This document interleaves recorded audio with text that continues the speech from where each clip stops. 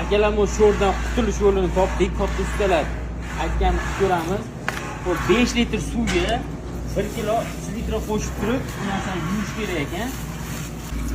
Akalar mana sho'rdan qutulish yo'lini topdik. 5 litr suvga 1 kilo selitrani aralashtirib mana sepyapmiz. Va hozir rezultatini qo'yamiz.